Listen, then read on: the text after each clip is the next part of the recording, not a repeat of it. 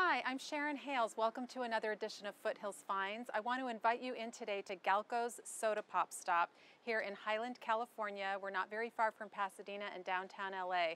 It's really a throwback in time to go inside here, and it's a mecca for soda pop connoisseurs. I'm here with John Neese. He's the owner of Galco's Soda Pop Stop. He is a legend because of what he's done with the place. John, tell us, you are a legend, tell us how you ended up being in this store. How? Well, when I was a little kid, my father took me to work with him, and I just started working, and I liked it. You know, every time you walked in, there was something new to do. You weren't doing the same thing every single day. Now, when you started when you were 5 years old, it was not a soda store at the time. This was in 1955 that your father came here. And it was a grocery store at the time. When did you transition into a soda pop stop? Oh, about 17, 18 years ago. Okay, so in about 2000? Roughly 2000. All right, and tell us what's featured here. How many varieties of soda do you have? Well, right now we have about 750 sodas on the shelf. We have an equal amount of beers also. And anything in here you can buy one of. You don't have to buy a six-pack. Okay, that's good to know. Yeah. So if you wanted to try something, try it. Don't get stuck with something you don't like. Well, I understand that Galco's motto is freedom of choice. That is true. Tell us how you arrived at that motto. Well, I went out shopping one day and I wanted to buy a six-pack, and the person said, well, I'm sorry, but we only sell 24 packs. And I looked and I said, but I don't need 24. Oh, I'm sorry, that's the only way we sell them. And I said, I'll never do that to one of my customers. They can buy one of anything in here. So it's a political statement. This is where democracy still reigns, that you can have freedom of choice at Galco's Soda Pop Stop. Galco's has an amazing array of flavors. Tell us some of your highlights. What are the most unusual flavors here? Well, for example, we have the Moxie, the cane sugar Moxie, and that goes back to 1884. And the one we have, you can, if you had a bunch of people in a room and you gave them each a little sip of it, everybody would tell you they taste something different. You may get a cola, root beer, cinnamon, vanilla, licorice, black cherry. You might get one flavor, you might get two or three. We have that. We have a spruce beer that tastes just like a pine tree. Oh my goodness. We have a cucumber soda that actually won the Soda of the Year competition and started here. It is absolutely magnificent. And Illy's from Romania. So and you have flower sodas, don't you? Yes, we Florals? do. Well, that's where we started with his rose.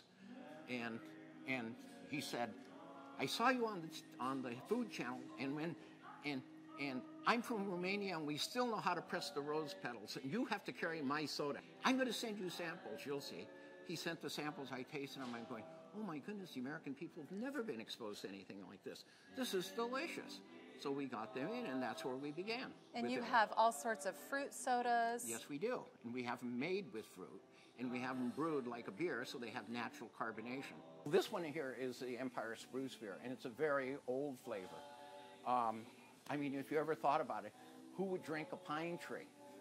And this one right here is Mr. Cucumber, and we carried it for 5 years before anybody knew anything about it. We were the only one in the country. What happened when I asked Illy if he made anything else, and he says, yes, I make a cucumber, but nobody will give me a chance. Everybody wants to know how many cases I sold, and we started chuckling because I said, well, Illy, we both know that if you're not selling any, you can't tell anybody how many cases you're selling, can you? So we ordered them, and for 5 years we have them, and after 5 years he entered it in the Soda of the Year competition, and it won. It beat out Coca-Cola Sprite Green. We're in a great part of the store where you can actually buy a sandwich or get your own specially created drink. We're at the Creation Station. John, tell us what the Creation Station is. Well, I want to tell you, this was kind of something that it took about 5 years to think through. But it's very simple. It's just the flavors of syrup and a machine that dispenses carbonated water.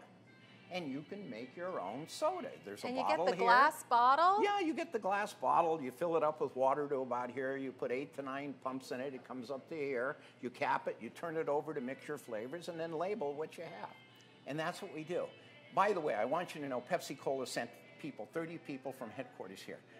And the head guy, his name was Rios, comes in and he says, oh, that's not very sophisticated. And I said, you're right. And I said, everything is so sophisticated today, it isn't any fun. And I will tell you, people come back here, they make you talk about weird, they make really, really weird flavored things. I bet. And everybody has their own their own idea of what weird is or what good is. So they have a chance to do it here. Well, I think another motto for Galco's could be, sophisticated isn't fun.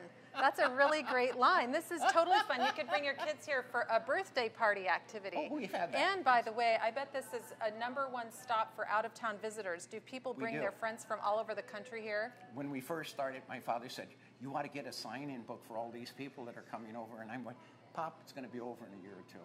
It's just going to be over. Well, now we're working on our 18th year, and we get people from all over the world. You're an institution, is what you are. We're in what used to be the produce section of this old grocery store, and now it is the vintage candy section. I will be shopping here in a few minutes. But John, I wanted to just close out my time with you by asking you, who is your typical customer? Who comes here? Oh my goodness, there's no one who's typical. Everybody comes from all over. I mean, we get a lot of people from around the world that have heard about us. Are they just all individuals who come in, or do you sell to big corporations? Oh no, we don't sell to big corporations, but we do sell to small restaurants. A lot of these things, we have direct relationships with back east as far as the products go. So we bring them in and then we distribute for them out here. Mm-hmm. So you send to all around the country, and we know your sodas are bought from all around the world. You're really a global institution then, aren't you? Well, thanks for making Los Angeles an interesting place for us to bring our relatives and guests to.